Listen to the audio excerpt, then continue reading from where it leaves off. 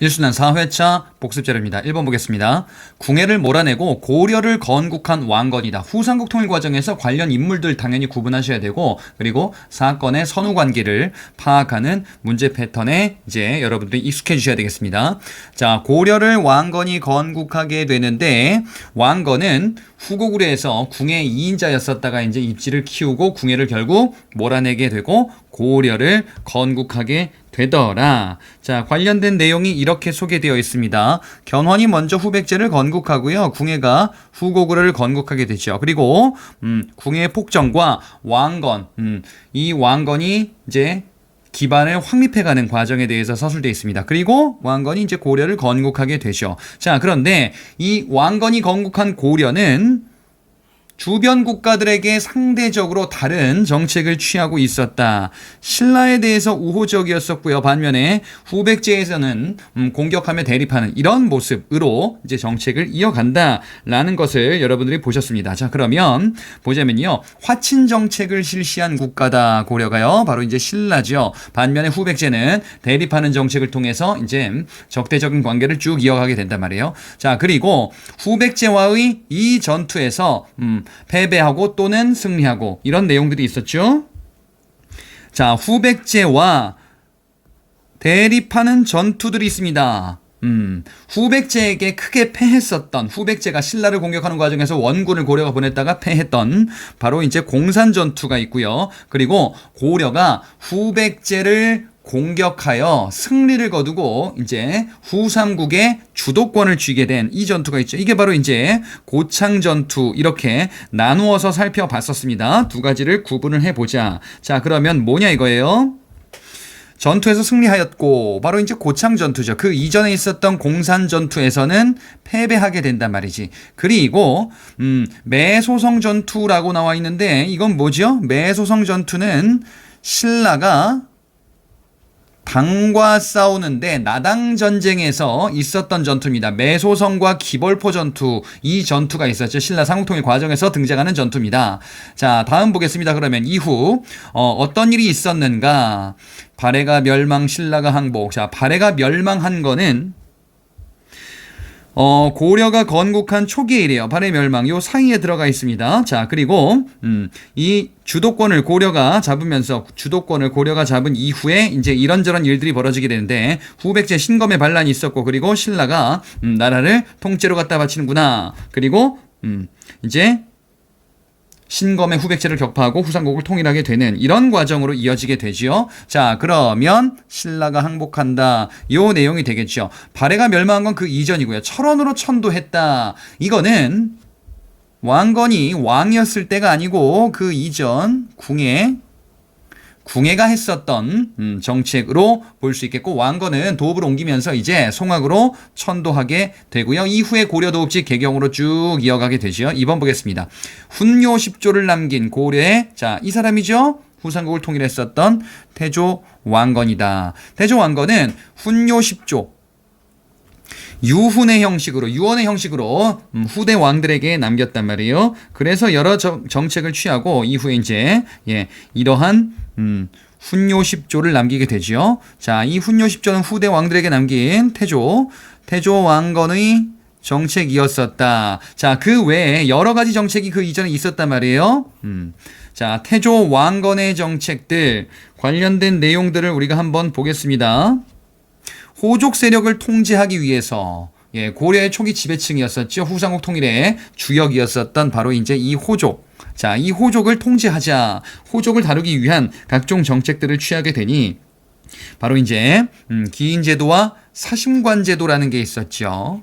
사심관제도는 호족을 사심관에 임명하고 그리고 그 호족의 그 지역에 대한 연대 책임을 물도록 하는 이런 제도로서 우리가 살펴볼 수가 있겠고, 기인제도 같은 경우는 호족의 자제를 인질로 잡아뒀었던 제도다. 그래요. 그래서 호족에 대한 정책들, 기인제도, 사심관제도, 자, 이 통제책으로 봤고요. 그리고 회유책으로서는 결혼정책, 그래서 이제 많은 호족의 부인들과 그 혼인관계를 맺게 되죠. 예, 호족의 이제 딸과 그리고 이제 사성 정책 등등의 정책들, 호족을 다루기 위한 정책을 통해 고려 초기를 안정시키고자 했었구나. 바로 이제 태조 왕건의 정책이었었습니다. 3번 보겠습니다.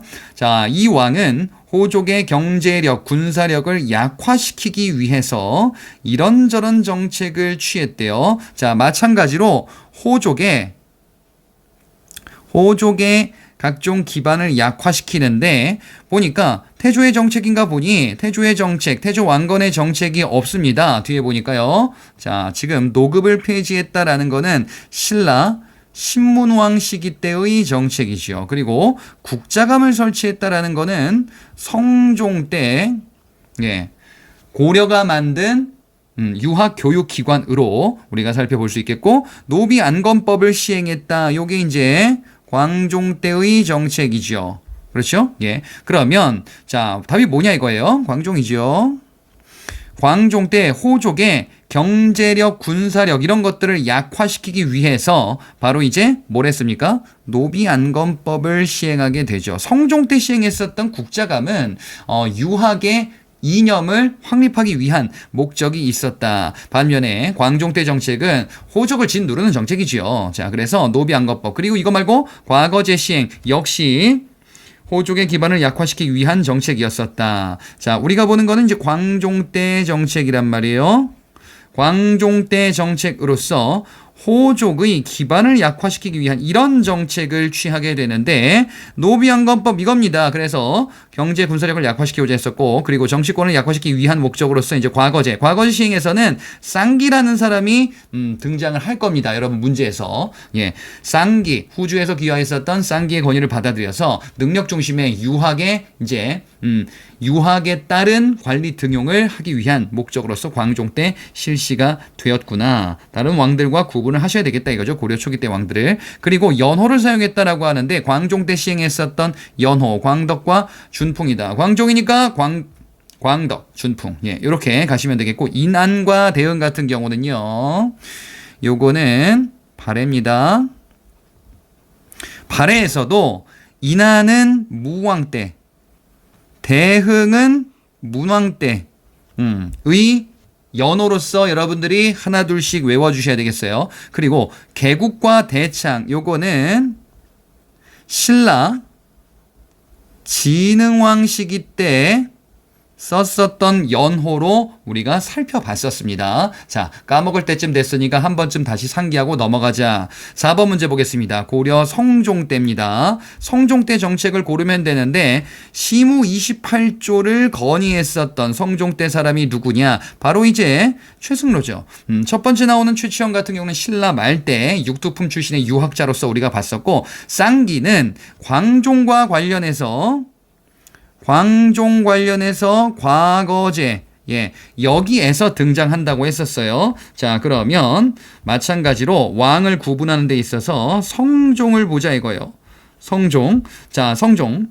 최승로의 시무 28조 건의문이 있고요. 자, 이에 따라서 유교의 통치 이념을 확립하고자 했었다. 한편으로는요, 지방관을 파견하기 위한 정책을 취하게 되죠. 지방관 파견과 관련한 내용이 바로 이제 지방에 12목을 설치하게 되었다. 이 사람도 이제 성종이었었던 거죠. 자, 그래서 이런 정책들이 성종의 정책으로 우리가 살펴보는 내용입니다. 다른 왕들과 당연히 구분을 해주셔야 되겠죠. 자, 그래서 유교 이념에 따른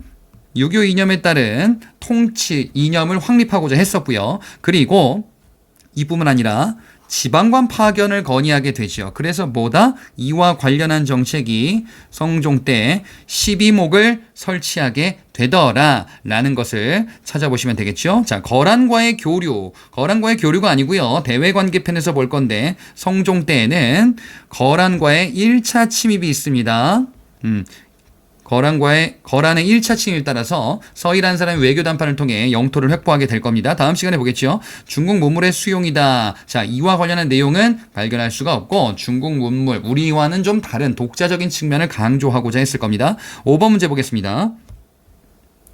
자, 고려는 이성육부로 정치를 운영하였다. 정치 체제와 관련한 내용이에요. 고려의 중앙 정치 체제로서 당에서 받아들인 삼성육부를 고려가 이제 변형하게 되죠. 이성육부로 운영하게 되는데 그 삼성이 이성으로 줄었네. 중서성과 문화성이 합쳐졌다. 중서문화성 중심으로 운영하게 되죠. 다른 거 먼저 보고 시크릿 노트 가보겠습니다. 집사부 같은 경우에는 신라 통일신라, 중대에 특히나 강한 권력을 행사했었던 왕권 뒷받침 기구로 우리가 봤었고요. 정당성 같은 경우에는 발해의 중앙정치기구로 살펴봤었죠. 자, 그 중에서 중서문화성이 고려의 최고 권력기구 구실을 했었다. 바로 이제 이거지요. 중서문화성이다. 이성과 육부로 나누어서 운영을 하는데 중서문화성이 최고의 권력기구 역할을 했었다라는 겁니다. 자, 그래서 이렇게 살펴봐 주시면 되겠고, 정책을 결정하는 최고 권력기구로서 우리가 볼 수 있겠고, 그의 장관이다라고 하면은 이거 뭐야? 문화시중이 중서문화성에서 최고 장관직 역할을 수행하게 되더라. 예. 자, 그러면 답이 여기 있네요. 문화시중이다 이거지. 자, 상대등은 뭔가요? 상대등은 신라 귀족의 수상이에요. 대내상은 발해 정당성의 장관이에요. 발해. 그렇죠? 낭사는 뭔데? 낭사는 고려에서 뭐라고 봤었냐면은 중서문화성의 높은 관리들을 제신이라고 했고요. 그 다음에 낮은 관리들을 낭사다 요렇게 나누어서 구분해서 살펴봤었죠. 자, 그래서 여기서 본 건데 제신과 낭사 요렇게 나누어서 봤었고, 그리고 이 중서문화성의 낭사와 그리고 중서문화성의 낭사 좀 아까 봤었죠. 그리고 어사대의 관원들 이들이 합쳐져서 이제 언론기관 언론의 역할을 수행하게 된다 했을 때 봤었던 낭사다. 자, 중앙정치 요렇게 살펴봤고요. 6번에 고려의 귀족적 성격의 회의기구래요. 귀족적 성격이래요. 자, 우리가 뭘 볼 수 있냐? 국방 문제를 논의했었던 그 회의기구는 무엇인가요? 자, 고위 관료들, 귀족들이 모여서 하는 회의기구가 제신과 추밀이 모여서 하는 회의기구가 있었죠. 정치기구에서 보니까 우리가 뭘 봤었냐면은 제신과 중서문화성 높은 관리죠. 중추원의 추밀. 이들이 모여서 하는 제추회의 중에서 국방 군사 문제를 담당하는 회의기구. 자, 이거를 우리가 뭐라고 했었냐? 도병마사다라고 이야기를 했었죠. 자, 그래서 고려의 중요한 기구로서 마찬가지로 기능하게 되더라. 중추원 같은 경우에는 고려의 중앙정치기구로서 군사기밀, 왕명출납을 담당하는 기구가 되겠고, 식목도관 같은 경우는 회의기구 맞는데 이는 뭐예요?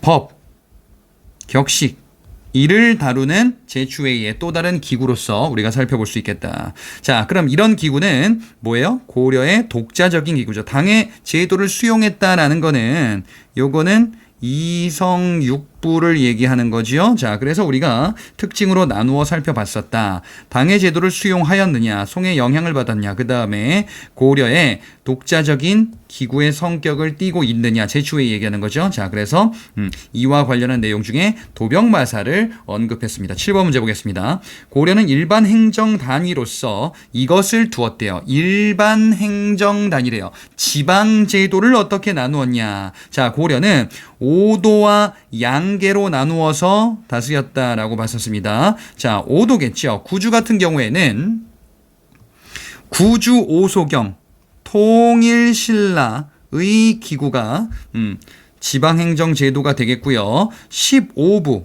오경 15부 62주 할 때 발해 선왕 시기에 정비한 제도로서 통일신라는 구주오수경은 신문왕 때 정비했었다 라는 걸 봤었죠. 자, 고려는 오도와 양계, 일반행정 5도, 군사행정단위 양계 이렇게 나누어서 운영을 했다라는 거. 일반행정 5도가 되겠고 여기는 양계가 되죠.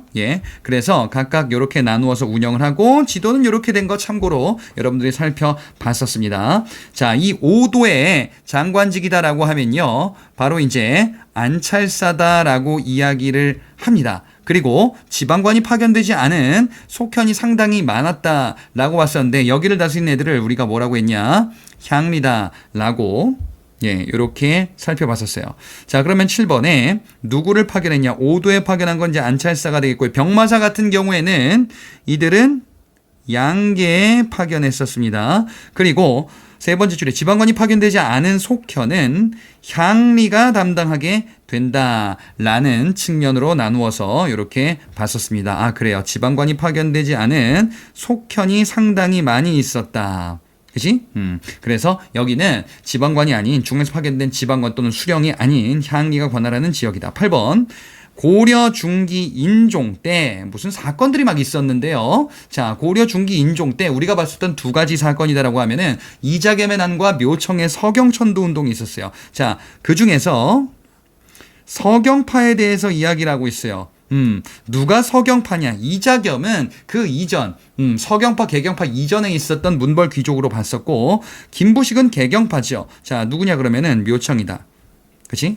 척준경은 누구예요? 이자겸과 연대했었던, 이자겸 난에서 등장했었던 조연급 인물이다. 이렇게 봤었습니다. 두 가지 사건을 중심으로 봤는데, 고려 중기 문벌 귀족이 형성되는 시기예요. 이자겸의 난과 묘청의 서경천도 운동, 개경파와 서경파, 서경파, 묘청 이 주도하여 일으켰었던 바로 서경천도 운동 얘기하는 거죠. 척준경은 이자겸과 반란을 도모하면서 가담하기도 했었던 인물이 되겠고요. 김부식은 개경파로 분류하는 사람이었었다 이거야. 자, 그러면 이들의 주장 뭐냐 이거예요. 8번 문제 다음에 보니까 서경파 주장이 금에 대해서 어떤 태도를 취하는가, 금에 대해서 어떤 태도를 취하는가 걸렸을 때 금에 대해서 사대하냐 아니면은 금국을 정벌하느냐. 자, 이런 논의가 나왔었던 배경 중에 하나가 바로 이제 이자겸이 집권했었던 시기에 여진이 금을 세우고 군신관계 오고 있다. 이거를 이제 수용을 했었단 말이에요. 그래서 이에 대해서 반발했었던, 안 돼. 그리고 우리가 금을 정벌해야 돼. 라는 주장을 했었던 게 바로 서경파였었고, 아니다. 받아들이자. 라고 주장했었던 게 개경파였었다. 예. 그래서 개경파에 반발하게 되고 결국 이제 묘청이 서경천도 운동을 일으키게 되었다라는 거죠. 자, 그러면 서경파는 금국 정벌을 주장하게 된다면 사대에 반대하면서 우리가 치자.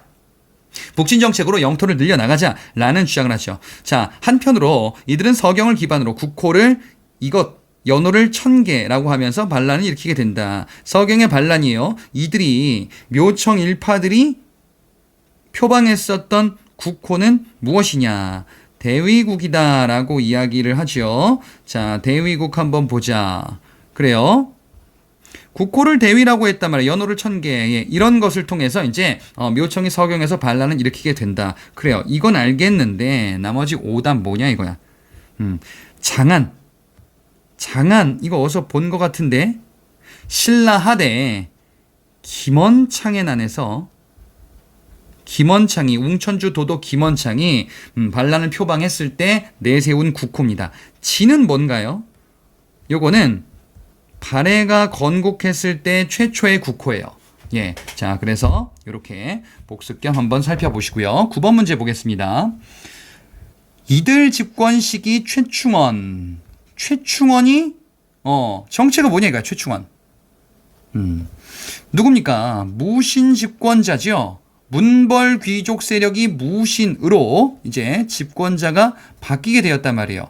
그래, 무신이 집권하게 되는데 정중부, 경대승, 이의민과 같은 일파들이 최충원 이전에 존재했었죠. 자, 이렇게 어지럽게 바뀌어가는 그 시작점이 무신정변이었었고요. 이 무신 집권기 정중부, 경대승, 이의민은 천민 출신이다라는 사실 좀 이따 문제에서 나올 겁니다. 그리고 최씨 정권, 최충원이 집권하게 되는구나. 이렇게 우리가 살펴봤고, 그리고 최씨 정권이 당분간 쭉 이어지죠. 그래요. 최충원이었다. 자, 그런데 어떤 최고 권력기구를 설치했대요. 최충원 이전에는 중방이라는 권력기구였었다가 교정도감을 설치하면서 최고 권력기구로서 이제 자신의 정권을 유지하기 위한 수단으로 활용하게 되죠. 어떤 기구가 있었는가? 애초에는 중방이었단 말이야. 그치? 예, 그리고 최충원이 교정도감을 설치하고 최씨 정권의 기반으로 활용된다라는 거. 이후에 아들 최우 때 있어서는 인사 담당 기구 정방을 설치하기도 한다. 최충원과 최우를 구분해 주셔야 되겠습니다. 그리고 이 시기에 어떤 난이 발생했대요. 최충원 집권 시기에 어떤 난이 발생했느냐. 예, 최충원의 노비였었다. 이 사람 하나 살펴봤었죠. 신분 해방 운동 일으켰었던 만적의 난. 예, 바로 이제 최충원 시기 때 있었던 난으로 살펴봤었고, 예, 이 사람이 이제 노비 출신으로서 신분 해방을 표방한 당시에 신분이 상당히 좀 뭔가 좀 요동치고 있었던 이런 모습. 하극상의 시대, 무신집권기 혼란했었던 여러 난들이 등장하는데 그중에서 만적의 난을 살펴봤었습니다. 자, 이렇게 우리가 볼 수 있겠고 만적의 난 정답을 찾았네요. 나머지 보겠습니다. 원종과 애노의 난. 예, 이는 신라 말 진성여왕 시기 때 있었던 최초의 농민 봉기로서 우리가 앞서 살펴봤었고요. 역시 적고적의 난도 이 시기입니다. 붉은 바지 도적이다라고 해서 뭐 유니폼처럼 뭐 빨간색 바지를 입고서 이제 막 그 난을 전개했었던 사건이 신라 말 때 있었단 말이에요. 후삼국이 막 개막되는 시기와 관련이 있어요. 10번 문제 보겠습니다. 자, 원은 이것을 설치했대요. 천령 이북의 땅을 직송령으로 편입했대요. 천령 이북의 땅을 직송령으로 편입했대. 예. 그래요? 이게 뭐더라? 이거는 공민왕 시기 때 우리가 무력으로 수복하기 전까지 오랫동안 빼앗겼었던 영토 지역이었단 말이지. 자, 그게 어디인가? 여기입니다. 영토 상실 관련해서 천령 이북의 땅을 우리가 빼앗기게 된다. 쌍성총관부죠. 이 쌍성총관부는 공민왕 시기 때 쌍성총관부 지역을 공격하여 폐지하고 여기죠. 예, 쌍성총관부 지역을 회복하게 되고요. 영토를 수복하는 이런 정책의 일환으로 우리가 살펴볼 수가 있겠다. 이후에 공민왕 정책 관련해서도 등장하는 지역. 바로 이제 천령 이북의 쌍성총관부 지역이다. 동령부 탐라총관부, 동령부는 서경 일대, 탐라총관부는 제주도 일대입니다. 자, 그리고 원이 일본 원정을 위해서, 자, 원이요. 일본 원정을 위해서 설치했었던 기구가 있었다. 자, 일본도 점령하려고 두었었는데 결국 이제 태풍으로 실패하게 되고 고려의 내정 간섭을 위한 기구로서 쭉 오랫동안 기능하게 되지요. 자, 바로 이제 정동행성이죠. 정동행성 역시 공민왕 시기 때 자, 폐지되게 된단 말이지. 그치? 예, 이거 잘못했네. 공민왕 시기 때 폐지되는 이런 지역으로 이런 기구로서 살펴볼 수가 있겠다.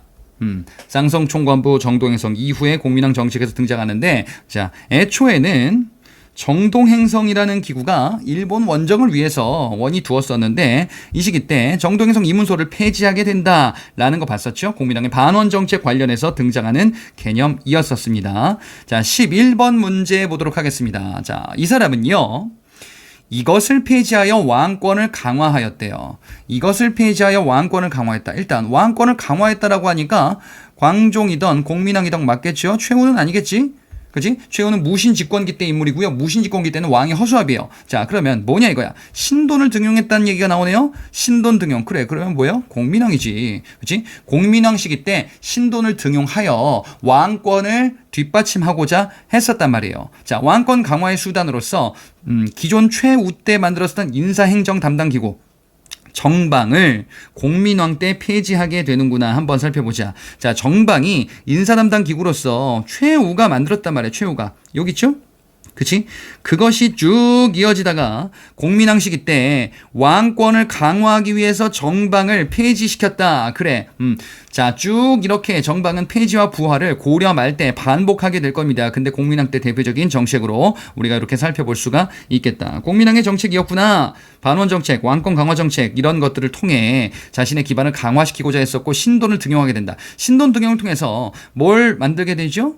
전민 변정도감. 예, 전민 변정도감을 두고 이제 기존의 지배 세력이었었던 권문세족을 타파하기 위한 정책을 취하게 되는데 궁극적으로는 실패로 끝나게 된다라고 봤었죠. 자, 공민왕 신돈 같이 반드시 등장을 하니 알아두셔야 되겠습니다. 신돈이다. 전민 변정도감을 설치하게 되고 누구? 당시에 친원파 권문세족의 기반을 약화시키고자 했었다. 당시에 제거했었던 공민왕 시기 때 기철이라는 인물, 친원파 이런 인물도 있었다라는 사실 같이 보셔야 되겠어요. 자, 그런데 오답유도에 보니까 이런저런 것들이 있습니다. 일단 정동행성은 공민왕이 설치한 게 아니고 이건 폐지한 거죠. 그지? 공민왕이 폐지했었던 기구고요. 사림원, 찰리변이도감, 정치도감은 이순환 때 다룰 거예요. 주로 이제 오답유도로 등장할 건데 이순환 때 공민왕 이전에 원간섭기 때 등장했었던 왕들에게서 이제 발견할 수 있으면 뭐 충선왕이라든지, 그지? 아니면은 뭐 충몽왕 이런 왕들에서 등장하게 될 겁니다. 12번 문제 보겠습니다. 고려 말 성리학을 배경으로 성장한 자 시기는 고려 말이에요. 그런데 사상은 성리학이죠. 성리학을 개혁의 이념으로 활용하면서 새로운 세계를 꿈꿨었던 고려 말 때 지배력 바로 뭡니까? 신진사대부죠. 신진사대부가 비판했었던 그리고 개혁의 대상으로 봤었던 고려 말 때 권문세족. 자, 이들과의 관계에 대해서 살펴봤습니다. 자, 이들은요 출신이 무엇이었냐? 본래는 향리 출신이었었다. 그런데 중앙정계로 어떻게 진출하게 된 거예요? 바로 이제 과거를 통해서 시험 봐서 중앙정계로 진출했었던 향리 자제 출신들이 상당수를 차지하고 있었다. 그래요. 자, 고려 말 때 타파의 대상이었었던 권문세족 그리고 이들은 신진사대부죠. 신진사대부 성리학 개혁 이념으로 활용하면서 향리 출신이었었다. 과거제를 통해서 중앙정계 진출하면서 이제 신흥 무인 세력으로 부상하고 있었던 이성계 일파와 연합하여 조선 건국을 꿈꾸게 되는구나. 이렇게 고려는 멸망하게 된다라는 내용 살펴보고 마무리했습니다. 자, 다음 이제 객관식 문제를 보도록 하겠습니다. 13번 문제 볼게요. 밑줄 그은 왕의 업적으로 옳은 것을 골라보자. 누군가요, 이 아저씨? 보니까 뭐 정보를 새로이 한데 어쩌고 저쩌고 그래 이런저런 것들 옳고 그름을 논하래요. 관리들에게 뭔가를 지금 나한테 얘기해달라고 하는 것 같아. 결정적 단서가 여기 있습니다. 최승로가 왕의 뜻을 받들어서 시무 28조를 올렸다. 그러면은 최승로와 세트구나. 누굽니까? 고려의 성종이죠. 고려 초 성종의 업적으로 옳은 것을 골라주시면 되겠네요. 성종의 업적으로 앞서 봤었던 거. 자, 최승로의 시무 28조는 유교 정치 이념을 확립할 것을 건의했었다. 그래서 국자감이라는 교육기관을 만들었다 그랬어요. 한편으로는 지방에 지방관 파견을 건의했다 그랬죠. 지방관 파견을 건의하여 시행했었던 게 3번이죠. 12목을 설치한다. 그래서 지방관을 파견하였다. 라는 정책이 바로 이제 고려 초 성종 때 각각의 정책들 구분한 데 있어서 등장했었던 내용이죠. 최승로의 시무 28조 그 다음에 지방관 파견을 위한 12목 설치 내용을 봤습니다. 자, 1번에 있는요. 빈민을 구제하기 위해서 흑창을 처음 설치하였다. 이는 고려 태조 왕건의 정책입니다. 흑창을 설치하였다. 그래요? 이런 게 있었나요? 여기 있다 이거지. 이는 고구려 진대법과 유사한 정책으로 살펴봤었죠. 백성들에게 곡식을 구휼하는 제도입니다. 이것이 나중에 이제 의창이 될 겁니다. 이번에 쌍기의 건의를 받아 과거제로 실시했다. 쌍기, 과거제도. 네, 광종의 파트너죠? 광종이다. 그치? 자, 그래서 호족의 정책 기반을 약화시키고자 했었던 이 정책이었습니다. 다음 4번은요. 전민 변정도감 두어서 권문세족의 정책 기반을 약화시키고자 했다. 이거 좀 아까 봤네요. 바로 이제 공민왕. 관련된 인물? 신돈. 그래. 이 왕들의 옆에 누가 있는지를 중심으로 이해를 하시면서 쭉 살펴보셔야 되겠습니다. 다음 14번 문제로 넘어가 보겠습니다. 자, 다음 정치도 관련된 옳은 설명만을 보기에서 있는 대로 골라보자. 자, 왕이 있는데 지금 도병마사 식목도감이 있습니다. 그래요? 이거는 고려의 귀족 회의기구. 회의기구죠? 귀족 회의기구죠? 그 다음에 독자적 성격이 있다. 중서문화성의 재신과 중추원의 추밀이 고위 관료로서 참여하는 정치 기구로서 운영을 한단 말이에요. 자, 바로 이제 제추회의 얘기하는 거죠. 이 제추회의가 어디서 왔어요? 중서문화성의 재신, 그리고 중추원의 추밀. 예, 이렇게 해서 재신과 추밀이 구성한 회의였었죠. 그 중에서 이제 도병마사 있었다. 그리고 최고 권력기구 구실에 썼던 거는 이제 이성육부 중에서 이제 중서문화성이었다. 상서성. 예, 중서문화성은 정책을 결정하고요. 그 다음에 상서성은 집행하는 기구로서 육부를 나누어 운영하지요. 중추원은 군사기밀, 그리고 왕명출납, 이런 기능을 담당한다라고 봤었고요. 어사대는 관리 감찰 기능. 삼사는 뭐였죠? 삼사는 회계 기능을 담당하는 이런 성격을 띠고 있다. 자, 기능에 대해서 나누어서 각각 살펴봤습니다. 하나 둘씩 외워 가실 겁니다. 자, 기억 보겠습니다. 발해의 중정대와 같은 기능은 발해 중정대? 이거 똑같은 거 있습니다. 뭐 있냐? 신라의 사정부 있어요. 이게 뭔데? 관리 감찰. 관리 감찰기구. 그래. 그러면은 이건 뭐예요? 어사대죠? 고려의 어사대에 해당하는 내용이었습니다. 자, 니은 보겠습니다. 도병마사는 재신과 추밀이 모여 회의하는 곳이다. 재신과 추밀. 중서문화성의 고위관료 재신. 그 다음에 중추원의 고위관료 추밀. 예, 그래서 제추회의 중에 도병마사가 있구나. 그래요. 맞다 이거야. 디귿. 어사대는 중서문화성 낭사와 더불어 대간으로 불렸다. 중서문화성의 산품 이하 관리 낭사다라고 얘기했었죠. 그 다음에 어사대의 관원 대간 맞나요? 그래 맞다 이거지. 보니까 대간 누구냐? 중서문화성의 얘네들이죠. 낭사. 그 다음에 어사대의 관원들 여기 있단 말이에요. 어사대 관원들 이렇게 모여서 구성이 된다라고 살펴봤었단 말이에요. 자, 그래서 디귿도 맞죠? 리을 삼사는 왕권을 견제하면 언론 기능을 담당했다. 언론 기능은 여기 있잖아. 그지? 예, 대관이잖아요 이거. 삼사는 뭐예요? 회계기구죠. 그치? 리을의 얘기는 조선시대 때 삼사라고 했을 때 얘기가 나올 거야. 예, 조선의 삼사 같은 경우에는 삼사 그냥 또 뭐 삼사 이렇게도 쓰는데 예, 언론 기능으로서 뒤에서 배우게 될 겁니다. 자, 그래서 기억 니은 디귿이 되겠죠. 15번 문제 보겠습니다. 다음 상황 이후에 전개된 사실로 옳은 것을 골라보자. 정지상이라는 사람이 나왔습니다. 왕에게 아랜데요. 내동강이 지금 뭔가 되게 신령스러운 곳이래. 금을 제압하소서. 고려시대 때 대동강 여기 어딥니까? 이게 평양이거든요. 평양에 흐르는 강이지. 그럼 여기 고려시대 때 뭐야? 서경이죠. 그래. 그 다음에 정지상 옆에 누구 있습니까? 묘청 있죠. 묘청과 정지상 서경판이야. 묘청의 서경천도 운동에서 얘기가 나오겠죠. 묘청과 정지상. 그렇지? 금사대 반대하면서 금을 정벌한다 라는 것을 주장을 했었단 말이에요. 그래. 고려 중기 인종 때 있었던 지금 묘청의 서경천도 운동이다 라는 사실. 자, 그러면 묘청의 서경천도 운동 이후에 어떤 일이 벌어졌었냐. 지금 묘청이 서경천도를 주장하고 있는 거예요. 그러다 안 돼가지고 이제 서경에서 난을 일으키게 되겠죠. 그지? 이후에 전개된 사실 이렇다 이거야. 자, 2번에 강감찬이 귀주에서 거란을 크게 물리쳤다. 3번에 윤관이 여진정벌 동북구성 쌓았다. 이건 다음 시간에 배울 건데 고려 초기의 모습입니다. 2번은 고려 초기 현종이라는 왕 때 등장했었던 거란과의 충돌이고요. 거란 다음에 이제 여진이 우리에게 위협을 가할 거예요. 자, 여진이 등장한 당시의 모습이 15번 사료에 해당하는 내용인데 3번에 그 전에 우리가 먼저 정벌했었습니다. 고려 중기인데요. 예종이라는 왕에 대해서 다음 시간에 언급을 할 겁니다. 아무튼 2번과 3번 다 이전에 해당하고요. 4번 역시 이건 인종 때긴 한데 똑같은 왕이긴 한데 마찬가지로 위에 보기 이전의 사실이죠. 그래서 2, 3, 4번 전부 다 지금 묘청의 서경천도운동 이전에 있었던 일이다라고 볼 수 있겠고 순서는 2, 3, 4번 순서대로 이렇게 전개가 될 겁니다. 16번 보겠습니다. 다음 밑줄친 그에 대한 설명으로 가장 적절한 것을 골라보자. 그는요 이의민을 제거했대요. 이의민을 제거했다? 그래요? 무신 집권자네요.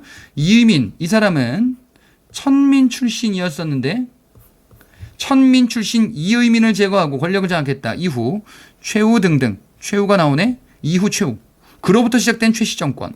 최씨 정권의 시작이구나. 그럼 누구야? 최충원. 그지? 최충원 이전에 있었던 인물이 이의민이었었죠. 이의민을 제거하고 집권했었다. 그 전에 누구야? 경대승. 처음에는 정중부. 이렇게 있었지. 예. 이렇게 해서 최충원까지 이어졌더라. 무신 집권자의 변천. 예. 정중부, 경대승, 그리고 이의민, 천민 출신 집권자, 그리고 최충원, 최씨 정권의 시작이었었다. 자, 그래서 최충원을 골라라라는 겁니다. 1번, 천민 출신은 최고 권력 자리에 올랐다. 누구? 이의민. 1번은 이의민이지요. 자, 2번에 자기 집에 정방을 설치하여 인사권을 장악하였다. 정방 설치는 최충원이 아닌 아들 최우 때 인사 담당 기구로서 두었죠. 최충원이 두었었던 기구는 교정도감이다. 이렇게 나누어서 살펴봤습니다. 그래서 2번은 최우입니다. 3번 교정도감 설치, 요게 정답이 되겠죠. 4번에 예종과 인종 때 왕실과 혼인관계를 맺어서 정권을 장악하였다. 왕실과 혼인관계인데 이런 왕들 앞에 있었던 것 같기도 하고, 누구 얘기일까요?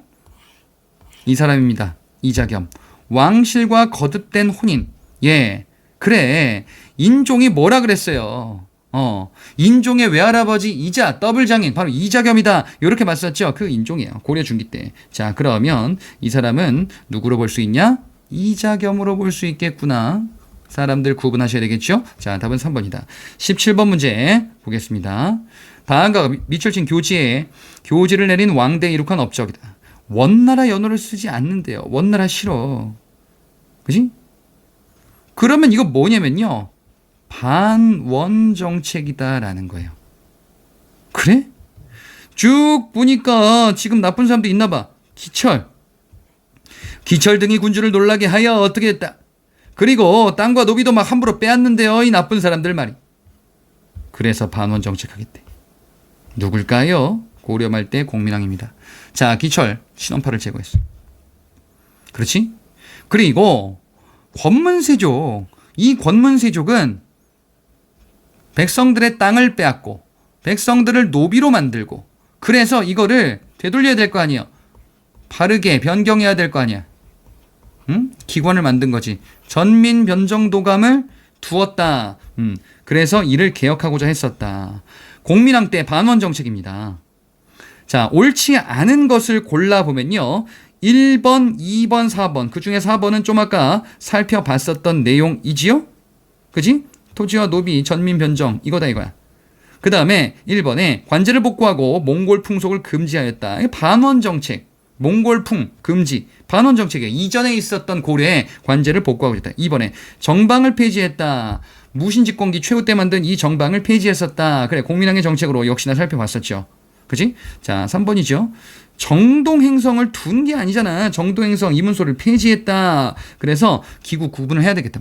정동행성 이문소를 폐지했었다. 그치?